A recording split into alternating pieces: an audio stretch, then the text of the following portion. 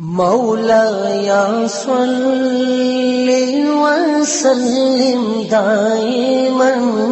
ابدا۔ اگر مغرب کی ترقی کے باطن میں جھانک کر دیکھنے کی ہمت رکھتے ہو تو دیکھو اس کے پیچھے بھی قرآن کے اصول کار فرما ہے، لیکن چونکہ انہوں نے قرآن سے مادی ترقی حاصل کرنی تھی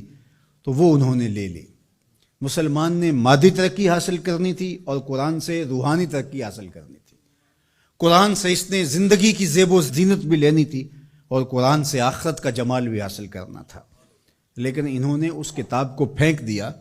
اور نتیجہ کیا ہوا نہ زندگی کا جمال نصیب ہوا نہ آخرت کا حسن عطا ہوا۔ قرآن انسان کو کھڑا کرتا ہے، انسان کو عروج دیتا ہے، انسان کو اس کی ذات سے ملواتا ہے، خودی کا تعقل دیتا ہے، اس کی ذات سے اس کو آگاہ کرتا ہے، اس کو مقصد زندگی بتاتا ہے، اس کو زندگی گزارنے کا اسلوب بتاتا ہے، اس کو معاد اور آخرت کی زندگی کے بارے بتاتا ہے کہ یہاں رہنا ہے تو کیسے رہنا ہے، وہاں جانے کا راستہ کیا ہے۔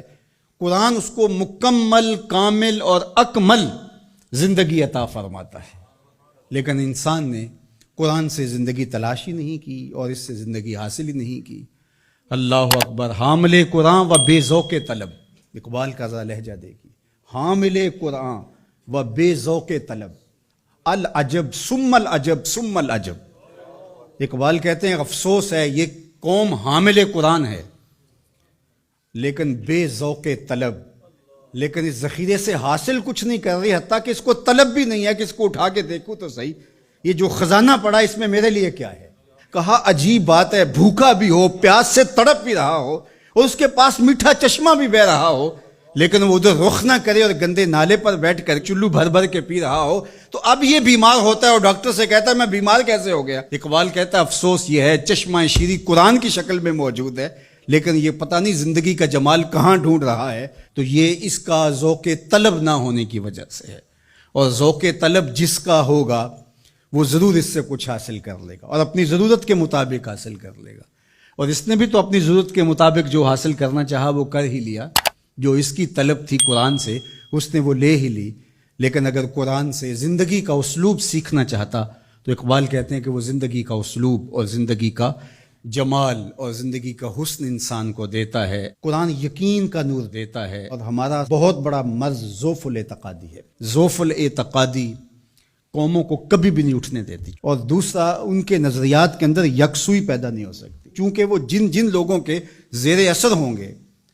ان لوگوں کے نظریات کے حامل ہوں گے اور وہ قوم ہی نہیں بن سکیں گے۔ اور نتیجہ کیا کہ ایک علاقے کا اسلام دوسرے علاقے کے اسلام سے نہیں ملتا، ایک پیر خانے کا اسلام دوسرے پیر خانے کے اسلام سے نہیں جڑا ہوا، ایک تنظیم کا اسلام دوسری تنظیم کے اسلام سے نہیں جڑا ہوا۔ تو یہ سارے اسلام سینکڑوں ہزاروں کی شکل کے اندر جو نشو و نما پا رہے ہیں، تو یہ جتنے مرضی اوپر چلے جائیں نتیجہ خیز نہیں ہوں گے۔